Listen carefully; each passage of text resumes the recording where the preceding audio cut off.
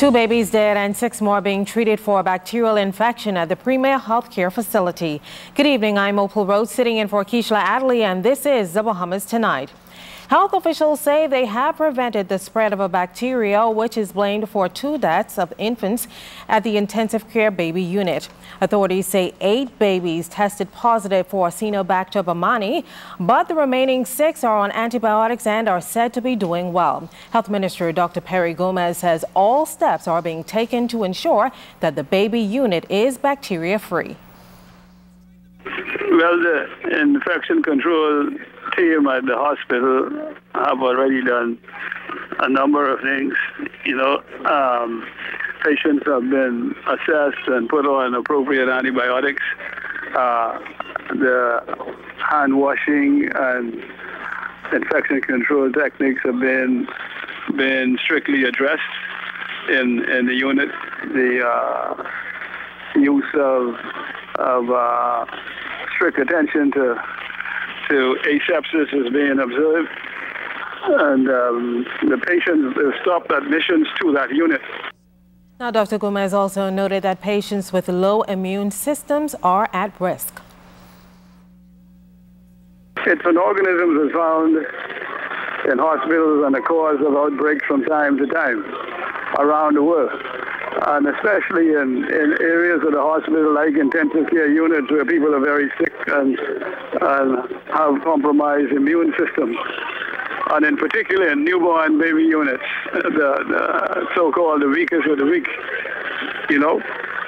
and so those are the ones who are most susceptible to these bacteria. The organisms are usually found in association with water.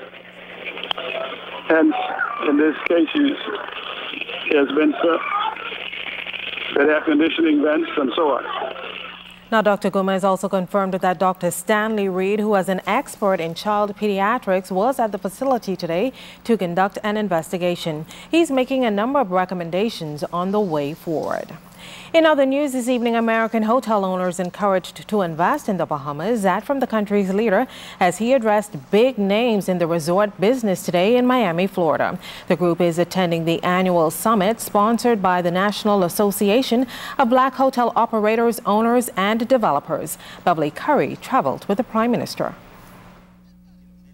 Prime Minister, the Right Honorable Perry Christie, presented an overview of his government's economic plan to grow the Bahamian economy as he addressed hotel owners, operators, and developers who make up the African-American diaspora. Prime Minister Christie said his government is aggressively working to implement initiatives and incentives so they can become investors in the Bahamas.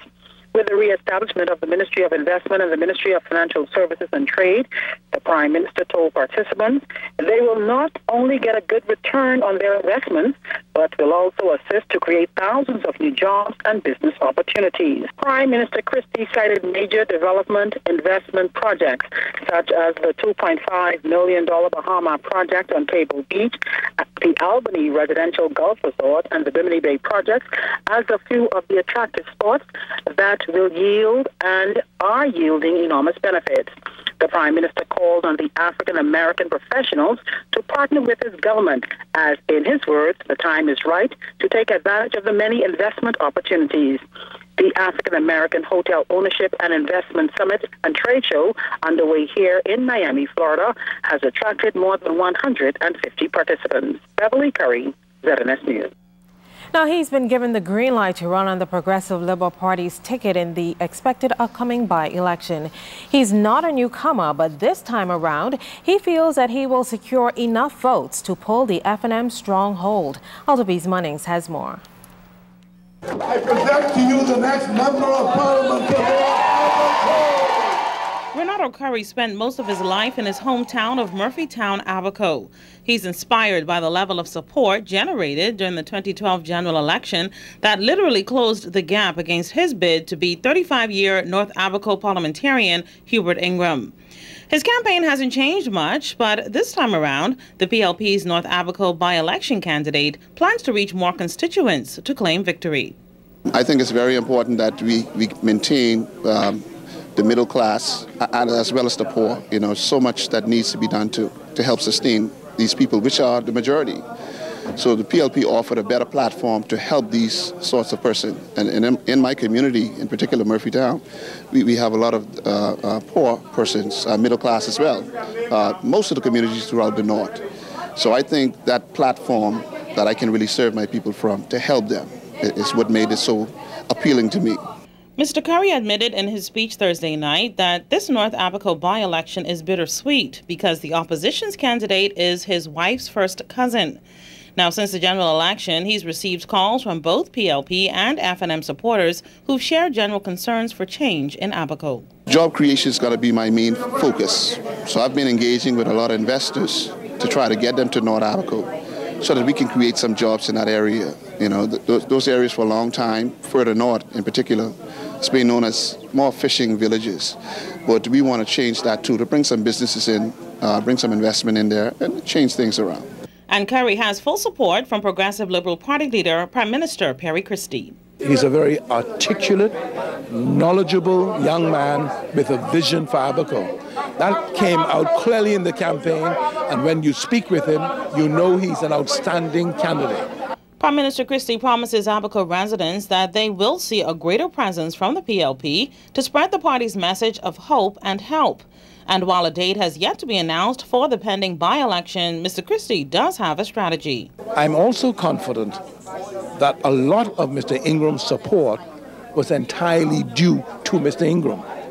That he took some people who ordinarily would vote PLP with him because of his personal hold on them.